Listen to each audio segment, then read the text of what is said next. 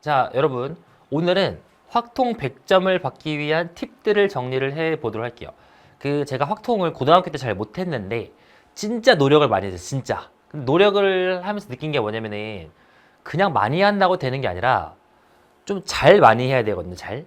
그런 것들을 딱 정리해 놓은 게 뭐냐면, 요거. 그러니까 요 내용이 어디 있냐면, 인덕션이라고 해서 저의 첫 번째 교재의 확통에 인덕션 확통을 보시면 서문이 있어요, 서문. 거기에 있는 내용을 그대로 지금 옮겨온 거라서 제가 봤을 때 이 정도만 충분히 연습해도 확통은 다 맞을 수가 있다, 무조건.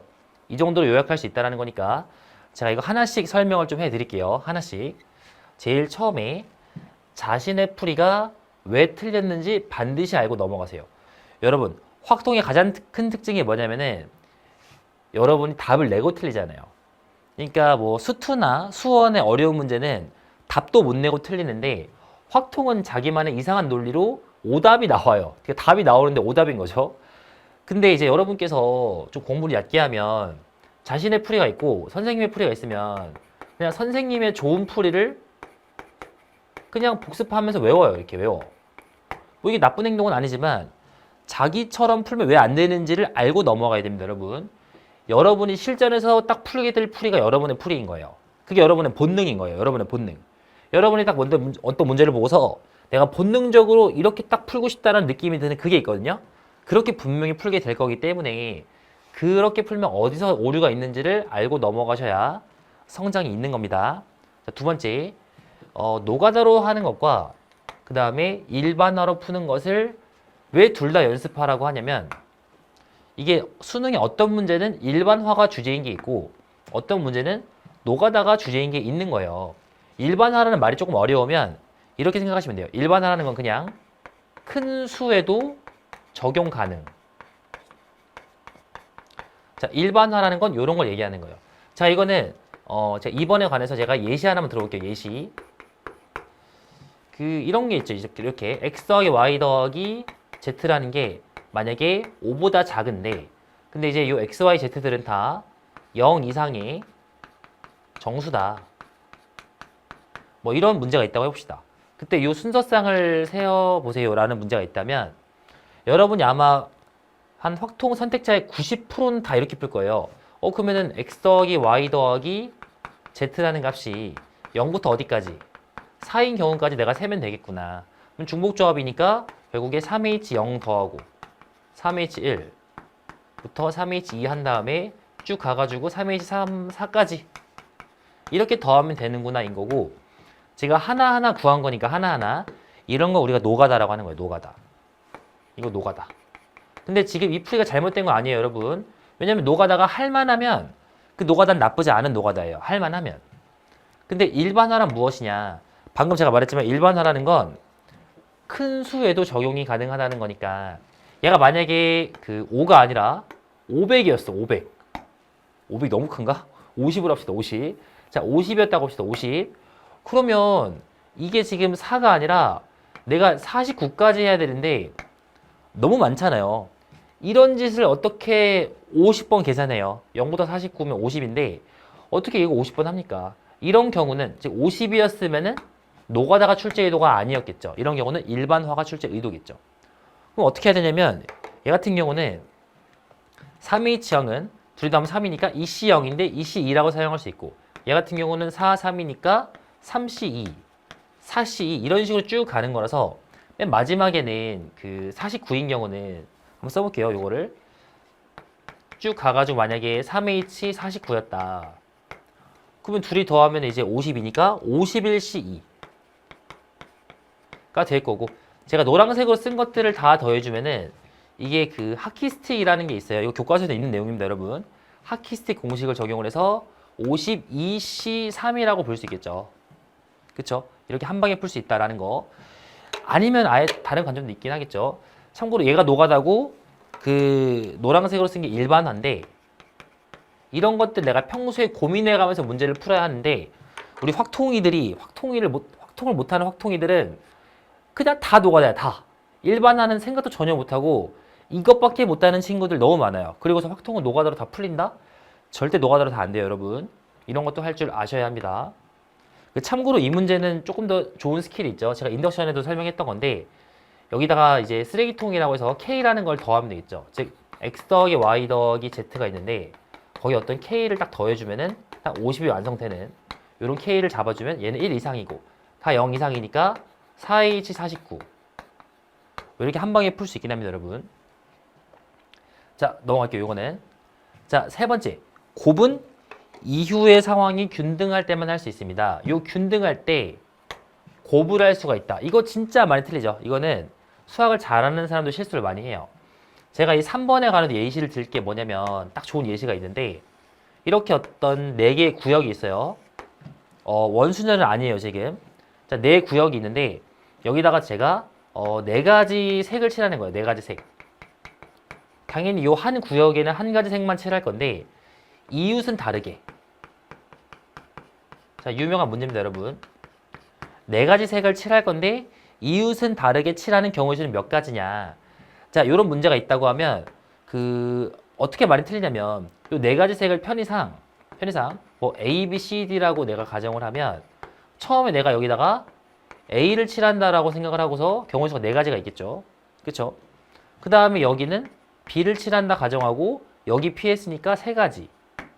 근데 이게 좀 중요한데 여기는 얘를 피해서만 하면 되는 거니까 3가지라고 할 수 있어요. 그쵸? 여기를 피해서 3가지. 그 다음에 여기다 아무거나 쓰는 거예요. C라고. 근데 마지막 봤더니 그럼 여기 지금 A랑 C니까 2개 빼면 2개가 가능하겠네. 이렇게. 그래가지고 4 곱하기 3 곱하기 3 곱하기 2다. 이건 틀린 풀이죠, 여러분. 이거는 틀린 풀이에요. 왜? 왜냐면 내가 일단 C라고 썼지만 만약에 C가 아니라 이 자리에 있는 숫자가 뭐 A일 수 있는 거잖아요. 이렇게. 여기 C가 아니라 A를 칠하면 A이기 때문에 여기는 3개가 올 수도 있는 거예요. 3. 그렇다고 3으로 바꾸면 되는 게 아니라 케이스를 분류해가지고 문제를 풀어야겠죠. 자, 아시겠죠? 이렇게 무책임하게 곱하기로 연결하는 건 요 A로 출발한 이후의 모든 상황들이 다 균등할 것이다 라는 멍청한 생각에서 나오는 거예요, 여러분. 저도 옛날에 멍청했고 여러분이 멍청하면서 벗어나려면 이후의 상황이 균등한지 아닌지를 계속 생각하면서 문제를 풀어야 돼요. 아시겠죠? 균등한지 아닌지 애매하면 케이스 분류를 해라 라는 거예요. 균등한지 아닌지 모르겠으면. 자, 4번 1대1 대응의 원리를 정확히 이해하고 적용하세요. 이건 뭐냐면은 자, 이것도 예시 하나 들어볼게요, 여러분. 4번. 자, 이제 어떤 게 있는 거냐면 이것도 인덕션에 있는 문제를 제가 조금 이제 변형을 간단하게 할 건데 다 인덕션에 있는 문제입니다, 여러분. 인덕션. 이런 류의 문제가 있어요. 이게 최단거리 문제는 아니고 여기서 여길 향해 이동하다가 중간에 심경의 변화를 겪고 일로 가는 문제예요. 다시 한번. 여기서 일로 가다가 중간에 심경의 변화를 겪고 일로 갈 건데 근데 여기서 일로 갈 때는 최단거리로 가야 되고 중간에 꺾을 때도 최단거리로 가야 한다 라는 거. 이때 경로가 몇 개냐라는 거라서 예시를 들어볼게요. 예를 들면 여기를 바라보고 이렇게 가다가 여기서 심경의 변화를 겪어가지고 이렇게 내려오는 이런 것도 하나의 예시가 될 거고 아니면 여기서 이렇게 가다가 여기서 심경의 변화를 겪고서 이렇게 내려올 수 있는 거 이런 식으로 아니면은 여기서 그냥 이렇게 가서 여기서 이렇게 가려다가 심경의 변화를 겪고 이렇게 올 수 있는 거예요. 이렇게. 자, 어떤 느낌인지 알겠죠? 이런 것들이 몇 개 있느냐라는 문제를 풀 때 봅시다, 여러분. 결국에는 이 정도 생각까지 다 해요. 연두색 같은 경우는 그냥 내가 오른쪽으로만 4번 간 거고 지금. 그 다음에 노란색 같은 경우는 위로 3번 갔으니까 어쨌든 오른쪽 4번 간 거 있고 위로 3번 가고 아래로 4번 가는 이런 경우도 있을 거고 자, 빨간색 같은 경우는 오른쪽이 4개가 있는데 위로는 이제 2개가 있고 아래도 2개가 있는 이런 상황인 거죠. 자, 예를 들면 여기서 내가 빨간색 이런 거를 카운팅을 할 때 그러면은 이거랑 이거를 배치하면 되는 거니까 총 8개의 종류가 있는데 4개가 같으니까 4팩토리얼 해주고 2개 같으니까 2팩 해가지고 같은 것이 포함된 순열로 보면 되겠구나라고 하겠지만 이게 아닌 거죠. 이게 왜 아니냐면 이게 만약에 답이 되려면 예를 들어서 시작부터 내려가는 예를 들면 이런 것도 정답이 돼야 되는데 이 경로에서 시작부터 내려갈 수는 없잖아요. 그렇죠? 그러니까 여기까지 해석은 괜찮은데 이걸 가지고 이렇게 해석하는 게 잘못된 거라는 얘기예요. 즉, 요 경로와 이런 것들에 대한 대응 관계를 해석을 잘못한 거죠. 실제로 어떻게 해야 되느냐.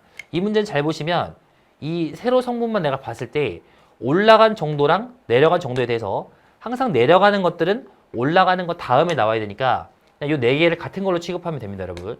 얘 같은 경우도 이 6개를 같은 걸로 취급하면 된다. 이런 식으로 풀린단 말이죠, 문제가. 많이 연습해야 돼요, 이거는 많이. 자, 그 다음에 5번. 여사건을 쓸지 말지 고민하세요. 자, 이거 뭐냐면 여러분이 문제를 풀다가 적어도라는 표현이 보이면 약간 발작하듯이 거품 물고서 여사건을 쓰는 사람이 있는데 적어도라는 단어가 보인다고 무조건 여사건은 또 아니에요. 아시겠죠? 여사건으로 하는 게 더 빠를지 원래대로 하는 게 빠를지를 내가 간을 보면서 문제를 풀어야지 이거를 뭐 적어도만 보면 여사건? 이거는 그냥 뭐 기계인 거지, 기계. 그렇게 하면 안 된다는 거죠. 그리고 하나만 더 팁을 주자면은 여러분이 만약에 어떤 문제를 여사건을 안 쓰고 답을 냈다면 복습을 할 땐 여사건을 쓰고 하면 되고 여사건을 쓰고 했다면 또 안 쓰고 하면 되고 이런 식으로. 그러니까 여사건을 썼으면 안 쓴 거 복습, 안 썼으면 쓴 걸로 복습 이런 식으로 해서 다양한 걸 연습을 해봐야 수능 시험장에서 얘는 여사건이 더 빠르다. 아니야, 얘는 여사건이 더 오래 걸려. 이런 것들을 판단할 수가 있다는 거예요. 자, 6번. 너무 중요한 소리인데 사실은 다 중요하긴 한데 1번부터 5번은 여러분이 한 번씩은 봤을 내용이에요. 어딘가에서. 그러니까 1번부터 5번까지는 본능적으로 좀 느꼈을 내용인데 6번은 오히려 잘 생각을 안 하는 것 같은데 케이스 분류도 똑똑하게 해야 됩니다. 자, 이건 제가 정확히 설명드릴게요. 이게 무슨 말이냐면 아까 요 3번 예시를 가져오게요. 3번 예시. 3번 예시가 뭐냐면 이렇게 생긴 4개의 구역에다가 4가지 색을 칠할 건데 당연히 이거 좀 중복이 가능한 상황이에요. 별말이 없으면. 이웃을 다르게 한다고 했잖아요. 3번 문제를 풀 때 아마 이제 이렇게 푸는, 그러니까 저는 이렇게 푼다고 했죠, 아까. 요 두 구역 있죠. 마주보는 구역. 마주보는 구역이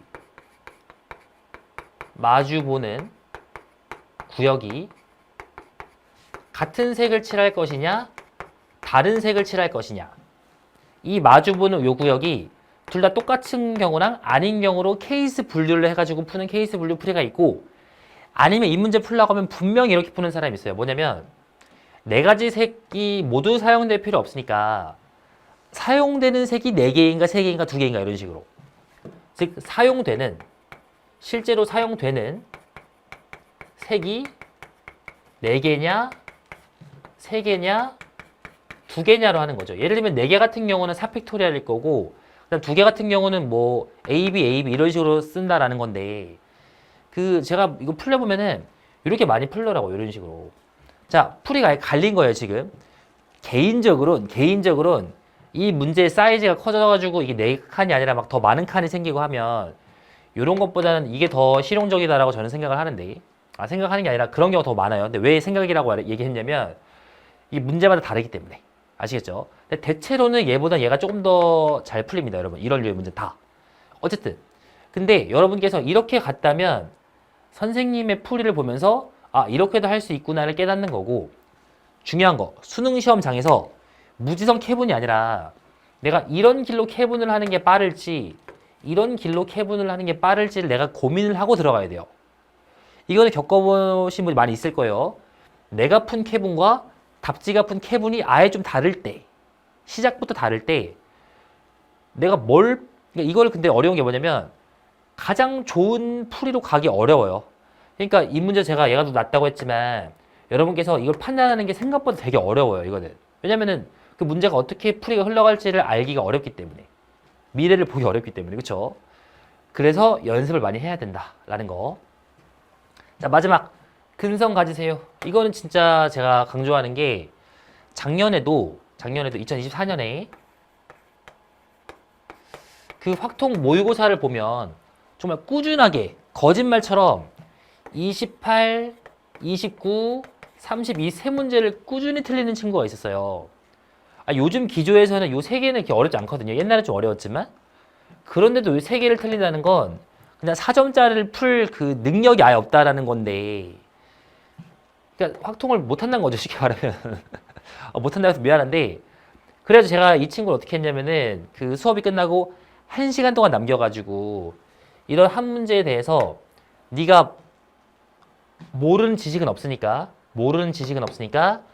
어떻게든 풀어내라 라고 했더니 이 친구는 그래도 근성이 있어가지고 1시간 동안 얘를 풀었어요. 막 30분 동안 얘를 풀고 1시간 동안 얘를 풀고 이렇게 계속 훈련을 하니까 실무에서 처음에 3개를 틀리다가 어느 순간부터는 뭐 2개만 틀리다가 나중에 1개만 틀리고 이렇게 되더라고요. 보니까 이게 진짜 근성의 문제예요. 근성.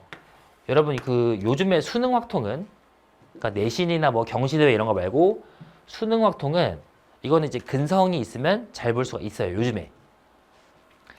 자, 정리하자면 요 7개의 팁을 잘 새겨가면서 확통을 해야 잘하는 거지. 그냥 뭐 확통은 노가다야. 그냥 뭐 하면 돼. 이거 이제 미친 소리입니다, 여러분.